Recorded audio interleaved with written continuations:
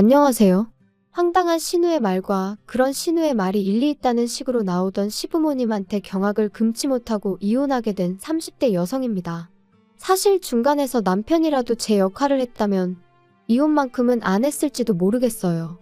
저는 원래 제가 결정한 일에는 어떻게든 책임을 지기 위해 최선을 다하는 성격이고 결혼 또한 어머니는 탐탁치 않아 하셨는데 제가 밀어붙인 일이었으니 제 나름대로 어떻게든 끌고 가보려고 했을 테니까요. 하지만 피는 못 속인다는 말처럼 믿었던 남편마저 저더러 너무 감정에 휘둘리지 말라는 둥, 현실을 직시하라는 둥 개소리를 해대는 걸 보니까 도저히 답이 없더라고요. 그리고 때로는 포기하고 단념하는 것도 용기 있는 결단이잖아요? 그래서 이혼을 결심했지요. 아무튼 세상엔 이런 이상한 사람들도 있다고 얘기를 하려고 타자를 치고 있긴 한데 또다시 그 집 인간들을 떠올리니까 벌써 온몸에 닭살이 돋네요. 대학을 졸업한 후 저는 서울 시내에 있는 광고회사에 들어갔습니다. 처음부터 제가 원해서 선택한 길이었고 그래서 박봉의 야근도 잦았지만 후회는 없었지요. 하지만 제 마음과는 달리 언젠가부터 건강이 축나는 듯 하더니 그만 출근길에 쓰러졌어요. 그나마 금세 다른 사람 눈에 띄었으니 망정이지. 급성 심근경색이었거든요. 제가 원래도 심장이 좀 안 좋긴 했는데 그래도 20대에 심근경색을 겪게 될 거라곤 상상도 못했는데 말이에요. 아무튼 이 일로 어머니께선 당장 회사를 그만두라며 크게 화를 내셨습니다. 세상에 건강보다 중요한 일이 뭐가 있냐 하시면서요. 그리고 저는 결국 어머니의 뜻대로 회사를 관뒀어요. 며칠 누워있으면서 이런저런 생각 끝에 내린 결정이었지요. 직장생활 7년이면 그래도 수고했다 싶기도 했고 그리고 이후로 그간 제가 모은 돈과 어머니의 도움으로 카페를 차렸네요. 뭐 얼마나 떼돈을 벌겠다는 건 아니었고 제 밥벌이 정도만 하면 좋겠다 싶었죠. 그런데 해보니까 제가 카페 운영에 꽤나 소질이 있더라고요. 카페 운영을 시작하고 5년이 넘어갈 땐 테이블 4개로 시작한 카페가 어느덧 2층짜리 매장이 되어 있었어요. 어머니 건물에서 하는 카페였고 그러니 어머니는 월세는 안 받겠다 하셨지만 그래도 꼬박꼬박 내가며 장사했습니다. 비록 매장을 차릴 때 도움을 받았지만 이후로는 가능한 모녀 사이는 모녀 사이, 사업은 사업, 제 나름대로 확실하게 하고 싶었거든요. 한편으론 감사한 마음을 그렇게라도 표현하고 싶기도 했고요. 한편 그렇게 앞만 보고 달려오다 보니 어느새 36이었는데 솔직히 그때까지도 결혼은 생각해 본 적이 없었습니다. 사실 어려서부터 결혼에 대한 환상도 없기도 했고요. 왜냐하면 저희 어머니가 할머니를 모시고 사시면서 시집살이를 호되게 겪으셨어요. 할머니께서 말 그대로 어머니 피를 말렸죠. 걸핏하면 밥상을 엎으시고 어머니 얼굴에 물건을 던지시고 그렇게 고약스러운 사람을 본 적이 없네요. 그리고 아버지란 사람도 결국엔 자기보다 한참 어린 여자한테 정신이 팔려서는 저희 어머니한테 이혼하자고 했어요. 자기 어머니를 17년 동안 모셨는데 미안하단 말 한마디 없이요.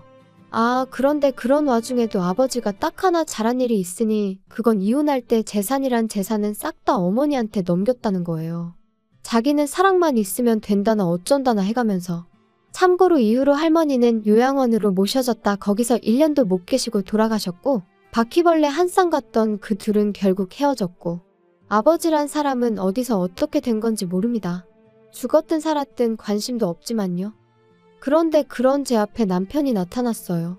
남편은 제가 운영하는 카페의 유제품을 납품하는 사람이었는데 솔직히 처음엔 당연히 관심이 없었죠.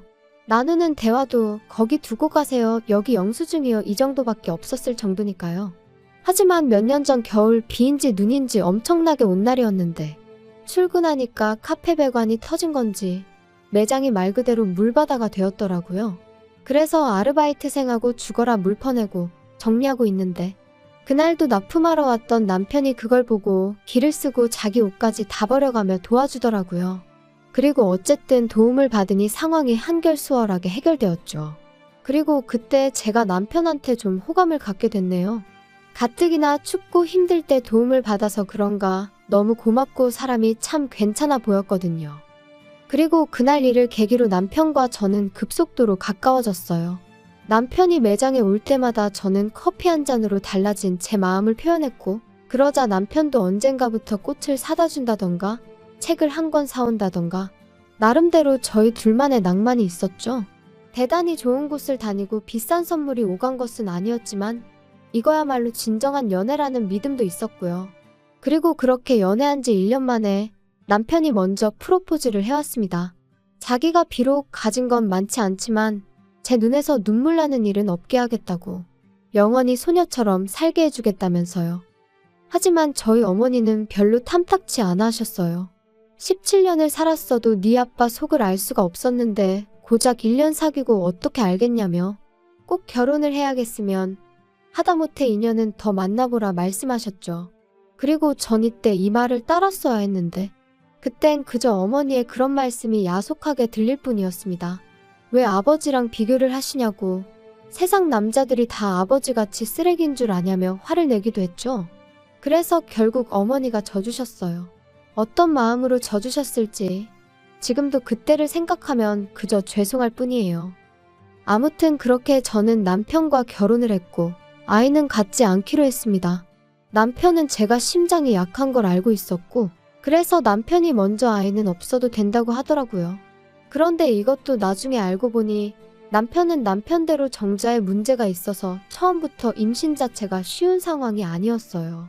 자기 말로는 자기는 정말 그런 줄은 몰랐고 오로지 저를 배려해서 한 말이었다지만 솔직히 진실은 본인만 알 테죠.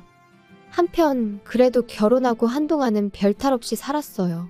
저나 남편, 제 친정과 시댁의 경제적 차이가 있기는 했지만 그런 조건의 차이가 저희 부부의 발목을 잡는 일은 별로 없었고요. 그런데 문제는 신혼애였습니다. 신혼애는 저에게 바래도 너무 많은 걸 바랬거든요. 제가 남편하고 결혼하고 얼마 지나지 않았을 때 신혼애 애, 그러니까 시조카가 그 무섭다는 중이가 되었어요. 남편 말로는 원래도 그렇게 말 잘 듣고 공부 잘하는 소위 부모들이 원하는 아들은 아니었다는데 중학교에 들어간 이후로는 전과는 비교도 안 되게 신우속을 말도 못하게 썩인다고 했지요. 게다가 요새 아이들은 지갑 하나를 사도 옷 한 벌을 사도 명품만 찾는다더니 시조카도 마찬가지였나 봐요. 그런데 제가 신혼의 벌이를 속속들이 알지는 못해도 심해부는 그저 평범한 직장인이었고 신우 또한 근처 어린이집에서 아르바이트를 하는 정도였어요. 그러니 그런 시조카의 요구를 매번 들어주는 게 쉬운 일은 아니었을 겁니다. 그리고 거기까지야 뭐 솔직히 들어주든 말든 그 집 사정이고 그 집 가정교육이니 제가 말을 얹을 게 아닌 거 알아요. 그런데 황당한 건 자기들이 못해주는 걸 제가 해줬으면 하고 노골적으로 바라더라고요. 시조카 또한 자기 부모가 못해주겠다 싶으면 저한테 노골적으로 요구를 해왔고요. 아이한테 이런 말을 하고 싶진 않지만 그리고 지금도 여전히 신우가 시킨 게 아닐까 싶지만 명절도 아닌 날 숙모가 보고 싶다며 카페에 오는 아이였어요. 정말 제가 보고 싶어서 오는 게 아니라 오면 제가 그냥 돌려보낼 수가 없어서 몇만 원이라도 쥐어보내니 그걸 받으러 오는 아이였지요. 안 줬으면 될 거 아니냐? 누군가는 그럴 거예요. 실제로 나중에 신우도 그런 소리를 했고요. 그런데 애가 1시간씩 버스를 타고 왔다는데 누가 그냥 돌려보낼 수가 있을까요? 그뿐만이 아니에요. 온 가족이 모인 자리에서 좀 있으면 제 생일인데 선물 사주실 거죠? 생일이야? 글쎄, 뭐가 필요한데? 운동화 사줄까? 에이, 운동화 말고요. 핸드폰 사주세요. 지금 있는 건 쪽팔려서 못 들고 다니겠거든요. 새로 나온 거 사주세요. 그럼 저 진짜 이제 공부 열심히 할게요. 어머어머, 진짜 누구인지 너무 기특하지 않아? 능력 있는 숙모가 있으니까 우리 진호가 공부할 맛이 나는가 보다. 하나뿐인 조카인데 좀 챙겨주거라. 온 가족이 제가 싫다 소리를 못하게 분위기를 몰아가는데 거기서 안 된다고 하는 게 쉽지 않다는 건 다들 이해하시겠죠. 그리고 이런 식으로 제가 2년 가까이 끌려다녔습니다. 한심하다 보는 사람들도 있겠지만 그래도 하루하루 장사하고 그러다 보면 잠깐 잊고 살다 얼떨결에 당하고 그랬어요, 제가. 그리고 그럴 때마다 남편은 그래도 당시에는 말이라도 미안하다 고맙다 해댔으니 그냥 남편 봐서 참자 그렇게 생각한 것도 있고요. 그런데 그러던 어느 날 친정어머니께서 저한테 할 이야기가 있다며 밖에서 보자고 하시더군요. 그래서 카페로 오시지 왜 그러시냐니까 카페에서 할 이야기가 아닌 것 같다 하시대요. 그래서 무슨 말씀을 하시려고 그러시나 했더니 어머니가 가지고 계신 건물을 팔고 땅을 사려고 하는데 제 생각은 어떻냐고요. 어머니 재산인데 무슨 상관이냐고 전 괜찮다 했습니다. 그랬더니 너 남의 건물에서 장사하는 거 생각지도 못한 애로사항이 많을지도 몰라. 괜찮아요, 괜찮아. 신경 쓰지 마세요. 남들도 다 그렇게 사는데 나라고 못할 게 뭐 있어. 무슨 땅을 살 건지 안 물어봐? 엄마 재산인데 제가 그런 걸 뭐하러 꼬치꼬치 물어요. 그래도 한번 물어볼까? 어딘데요? 엄마랑 예전부터 알고 지내던 그 식당 하는 이모 기억하지? 그 이모가 파는 땅인데 엄마가 보기엔 사도 될 것 같거든? 마침 건물 제값 쳐주겠다는 사람도 있고. 저는 어머니께 저는 조금도 신경 쓰지 마시라고 했어요. 진심이었습니다. 저는 어머니가 제가 카페를 차리고 자리를 잡을 수 있도록 도움을 주셨던 것만으로도 충분한 지원을 받았다고 진작부터 생각하고 있었기에 어머니가 어머니 재산으로 무슨 결정을 내리시건 그게 설령 기부였을지라도 무조건 믿고 따를 생각이었거든요. 아무튼 어머니와 헤어지고 집에 들어와 씻고 나오니 퇴근한 남편이 현관을 들어섰어요. 그리고는 저를 보더니 아까 카페 가니까 자기 없더라? 어디 갔었어? 엄마 만나고 왔어. 장모님을? 장모님하고 카페 밖에서 만날 때도 있어? 거의 없긴 한데 오늘은 엄마가 따로 할 이야기가 있다고 하셔가지고. 무슨 얘기? 무슨 일이라도 있으셔? 아니, 그런 건 아니고 엄마가 건물을 파실 거래. 건물을 파신다고? 갑자기 왜? 아니, 그 건물을 팔아서 뭘 하시려고? 땅 사신대. 엄마가 노후에 집 짓고 살 땅. 아니, 지금 좋은 아파트 살고 계시면서 갑자기 왜? 그래서 당신 뭐라고 했어? 안 된다고 한 거지? 내가 왜 안 된다고 해? 엄마 재산인데 엄마 알아서 하고 싶으신 대로 하라고 했지. 야, 그게 왜 장모님 재산이야? 그건 네 거지? 뭐래, 그게 왜 내 거야? 그건 엄마 거야. 미치겠네. 야, 너는 계산도 안 하냐? 아니, 그리고 사위도 자식이라는데 왜 나하고는 상의를 안 하시냐? 도대체 무슨 소리를 하는 거야? 엄마가 엄마 재산 정리하는데 왜 당신하고 상의를 해? 아무튼 당신이 신경 쓸 일 아니니까 이상한 소리 좀 하지 마. 생각지도 못한 남편의 반응에 저도 기분이 팍 상했고 남편이 한 말을 도무지 이해할 수가 없었죠. 그런데 그렇게 일주일쯤 지났을까? 남편이 저더러 얘기 좀 하자더니 자기가 여기저기서 알아봤는데 장모님이 진짜 큰 실수하시는 거라고 저더러 말려야 된답니다. 그래서 그게 무슨 소리냐니까 그 이모가 판다는 땅은 아무짝에도 쓸모없는 땅이라고 그 이모가 저희 엄마한테 사기를 치는 거라고요. 그러면서 빨리 장모님한테 전화를 드리라고 어찌나 성하던지 결국 남편이 보는 앞에서 어머니한테 전화를 걸었어요. 그리고 저희 어머니가 전화를 받기가 무섭게 남편이 제 손에서 핸드폰을 낚아채 가더니 장모님, 아직 건물 팔고 그러신 거 아니죠? 파시면 안 돼요. 그 사신다는 땅도 아주 쓸모없는 땅이에요. 제가 다 알아봤어요. 어? 갑자기 이게 다 무슨 소리야? 어디서 무슨 소리를 듣고 온 건지는 모르겠지만 흥분 좀 가라앉히게. 건물도 팔았고 땅도 이미 샀어. 아, 장모님, 왜 상의도 없이 그러셨어요? 미치겠네. 보다 못한 제가 남편에게서 다시 핸드폰을 빼앗았고 어머니더러 신경 쓰지 마시라 했습니다. 어디서 뭘 듣고 와서는 저런다고 제가 잘 이야기해보겠다고요. 하지만 통화가 끝난 이후로도 남편은 어째서인지 화를 가라앉히지 못하고 씩씩거리더니 장모님이 대단히 큰 실수를 하신 거라면서 저한테도 너무 실망인이었더니 게다가 그게 끝이 아니었습니다.